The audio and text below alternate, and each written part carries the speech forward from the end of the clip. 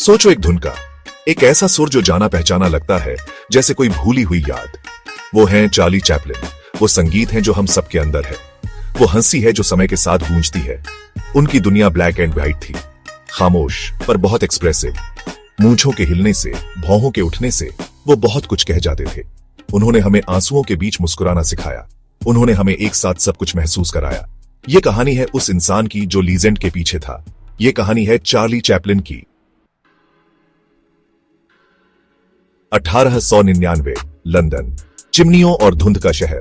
यहीं सायों के बीच Charlie Chaplin का जन्म हुआ। जिंदगी एक स्टेज थी, पर उस तरह की नहीं जिस पर वो बाद में राज करेंगे। गरीबी उनकी हकीकत थी। उनके माता पिता म्यूजिक हॉल परफॉर्मर्स गुजारा करने के लिए जूझते थे।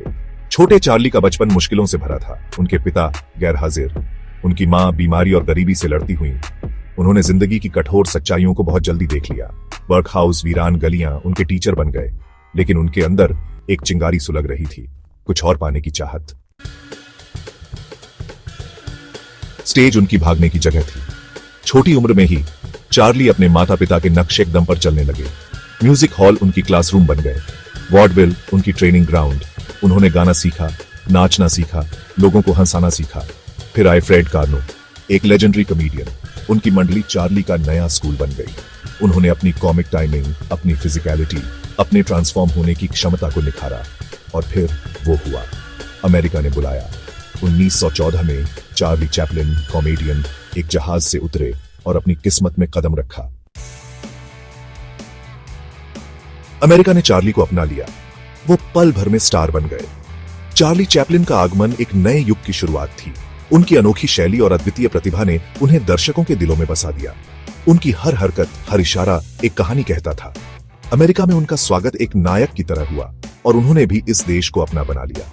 कीस्टोन स्टूडियो के साथ उन्होंने एक ऐसा कॉस्ट्यूम पहना जिसने उनकी जिंदगी बदल दी। ढीली पैंट, एक टाइट कोट, एक बोलर हैट और वो आइकॉनिक केन। ट्रैम्प का जन्म हुआ। यह कॉस्ट्यूम सिर्फ कपड़े नहीं थे, यह एक पहचान थी, एक प्रतीक था। ट्रैम्प का किरदार एक साधारण आदमी की कहानी थी जो हर मुश्किल का सामना हंसी और हिम्मत से करता था। यह किरदार लोगों के दिलों में बस गया और चार्ली चैपलिन को अमर बना दिया। डिकेड 1921 ने चैपलिन की जीनियस को दिखाया।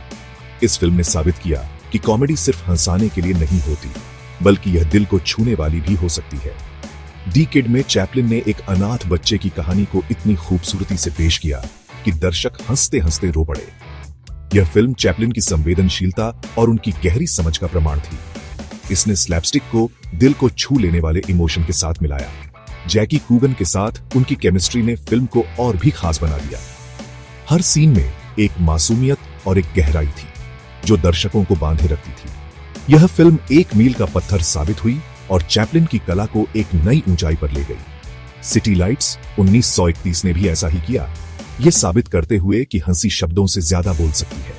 इस फिल्म में ट्रैम्प का किरदार एक अंधी फूल बेचने वाली लड़की की मदद करता है। यह कहानी सिर्फ एक कॉमेडी नहीं थी, बल्कि यह मानवता और करुणा की एक गहरी कहानी थी। सिटी लाइट्स ने दिखाया कि सच्ची हंसी वह होती है जो दिल से निकलती है और दिल तक पहुंचती है। मॉडर्न टाइम्स 1936 ने इंडस्ट्रियलाइजेशन पर व्यंग्य किया, चैपलिन की सामाजिक जागरूकता को दिखाया। इस फिल्म में उन्होंने मशीनों और फैक्ट्रियों की दुनिया में इंसान की हालत को बखूबी दिखाया। मॉडर्न टाइम्स ने यह सवाल उठाया कि क्या हम मशीनों के गुलाम बनते जा रहे हैं। यह फिल्म एक सामाजिक टिप्पणी थी जो आज भी उतनी ही प्रासंगिक है जितनी तब थी। वो सिर्फ लोगों को हंसा नहीं रहे थे, वो उन्हें महसूस करा रहे थे। उनकी हर फिल्म में एक गहरा संदेश छुपा होता था। उनकी कॉमेडी में एक सच्चाई थी जो सीधे दिल को छूती थी। लोग उनकी फिल्मों में सिर्फ हंसी नहीं, बल्कि अपने जीवन की झलक भी देखते थे। वो उन्हें सोचने पर मजबूर कर रहे थे। उनकी फिल्मों ने लोगों को हंसाया, रुलाया और सोचने पर मजबूर किया। चार्ली चैपलिन ने सिनेमा को एक नया आयाम दिया, जहां हंसी और आंसू एक साथ बहते थे। उनकी कला ने दुनिया को एक नया नजरिया दिया और आज भी उनकी फिल्में उतनी ही ताजगी और सजीवता से भरी है जितनी तब थीं। दुनिया बदल रही थी। साइलेंट फिल्में साउंड फिल्मों को रास्ता दे रही थीं। यह एक ऐसा समय था जब सिनेमा की दुनिया में एक बड़ा बदलाव आ रहा था।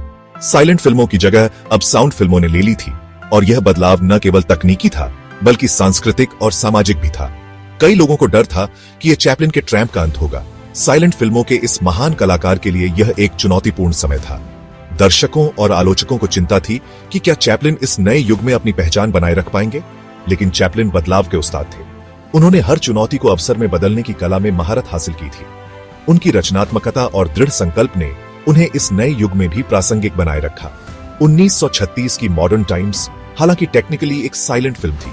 इसमें साउंड इफेक्ट्स, म्यूजिक और यहां तक कि एक अजीब से गाने में उनकी खुद की आवाज भी शामिल थी। यह फिल्म एक पुल थी जो साइलेंट और साउंड फिल्मों के बीच की खाई को पाट रही थी। उन्होंने आखिरकार 1940 में दी ग्रेट डिक्टेटर में डायलॉग को अपनाया। यह फिल्म न केवल उनकी पहली साउंड फिल्म थी, बल्कि एक महत्वपूर्ण राजनीतिक बयान भी थी। इस फिल्म ने दर्शकों को यह दिखाया कि चैपलिन न केवल एक महान कॉमेडियन थे, बल्कि एक गहरे सोच वाले कलाकार भी थे। एक व्यंग्यात्मक मास्टरपीस जिसने हिटलर का मजाक उड़ाया और फांसीवाद की निंदा की। इस फिल्म ने न केवल मनोरंजन किया, बल्कि समाज को एक महत्वपूर्ण संदेश भी दिया। चैपलिन ने अपने कला के माध्यम से सामाजिक और राजनीतिक मुद्दों पर प्रकाश डाला। इसने चैपलिन के करियर में एक नया अध्याय शुरू किया, यह साबित करते हुए कि उनकी कला समय के साथ बदल सकती है और फिर भी प्रासंगिक रह सकती है। यह उनके करियर का एक महत्वपूर्ण मोड़ था, जिसने उन्हें एक नई पहचान दी, यह साबित करते हुए कि उनकी आवाज शाब्दिक और रूपक दोनों एक शक्तिशाली उपकरण थी। उनकी आवाज ने न केवल उनके किरदारों को नया जीवन दिया, बल्कि समाज में भी एक महत्वपूर्ण प्रभाव डाला। चैपलिन ने यह साबित कर दिया कि सच्ची कला समय और तकनीक की सीमाओं से परे होती है। सफलता ने चैपलिन को तूफानों से नहीं बचाया। उनकी निजी जिंदगी अखबारों की सुर्खियां बन गई। इल्जाम, मुकदमे और विवाद पीछे पड़ गए। उनके राजनीतिक विचार, जो अक्सर अमेरिकी समाज के आलोचनात्मक थे, ने उन्हें निशाना बनाया। 1952 में जब चैपलिन इंग्लैंड की यात्रा पर थे, तो संयुक्त राज्य अमेरिका में उनके फिर से प्रवेश करने की अनुमति रद्द कर दी गई।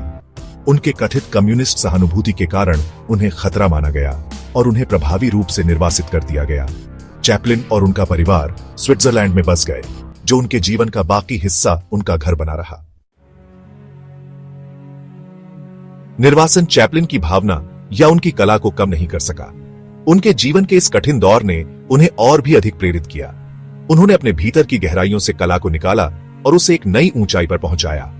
उन्होंने काम करना जारी रखा, अपनी पुरानी फिल्मों के लिए निर्देशन और संगीत रचना की। चैपलिन का जुनून और समर्पण कभी कम नहीं हुआ। उन्होंने अपने हर काम में अपनी आत्मा को झोंक दिया, चाहे वह निर्देशन हो या संगीत रचना। उन्होंने 1957 में ए किंग इन न्यूयॉर्क बनाई, जो उनके निर्वासन पर एक व्यंग्यात्मक दृष्टि थी। यह फिल्म उनके जीवन के उस हिस्से को दर्शाती है जहां उन्होंने समाज और राजनीति पर अपनी तीखी टिप्पणियां की। और 1967 में ए काउंटेस फ्रॉम हांगकांग उनकी आखिरी पूरी हुई फिल्म। यह फिल्म उनके करियर का एक महत्वपूर्ण मील का पत्थर थी, जिसमें उन्होंने अपने निर्देशन और अभिनय के कौशल को एक बार फिर से साबित किया। 1972 में academy of motion picture arts and sciences ने आखिरकार सिनेमा में चैपलिन के अपार योगदान को एक मानद ऑस्कर से स्वीकार किया। यह सम्मान उनके जीवन के सबसे भावुक क्षणों में से एक था। दुनिया ने देखा कि कैसे उस लीजेंड ने आंखों में आंसू लिए स्टैंडिंग ओवेशन प्राप्त किया।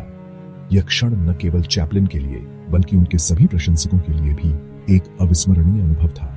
उनकी आंखों में आंसू और चेहरे पर मुस्कान ने यह साबित कर दिया कि सच्ची कला और समर्पण कभी भी समय की सीमाओं में बंधे नहीं होते। चार्ली चैपलिन ने 1977 में इस दुनिया को छोड़ दिया, लेकिन उनकी विरासत प्रेरित करती है। उनकी फिल्में कालातीत हैं, जो भाषा और सांस्कृतिक बाधाओं को पार करती है। ट्रैम्प एक आइकॉनिक फिगर बना हुआ है, जिसे पीढ़ियों से तुरंत पहचाना जाता है। आज चैपलिन का प्रभाव हर जगह देखा जा सकता है, फिल्मों में, कला में, अनगिनत कॉमेडियन और फिल्म निर्माताओं के काम में। उनका ट्रैम्प लचीलेपन का प्रतीक, विपरीत परिस्थितियों में हंसी खोजने का दुनिया भर के दर्शकों के साथ प्रतिध्वनित होता रहता है। चार्ली चैपलिन की कहानी हंसी की शक्ति, लचीलेपन की चिरस्थायी मानवीय भावना का प्रमाण है। वो गरीबी से उठकर एक वैश्विक आइकन बने। उनकी कला लाखों लोगों के जीवन को छू गई। जैसे ही इस कहानी पर पर्दा गिरता है, एक बात स्पष्ट रहती है, चार्ली चैपलिन का जादू जीवित है। उनकी हंसी समय के साथ गूंजती है, हमें साधारण चीजों में खुशी ढूंढने, अपनी मानवता को अपनाने और हम सभी के अंदर के छोटे ट्रैम्प को कभी न भूलने की याद दिलाती है।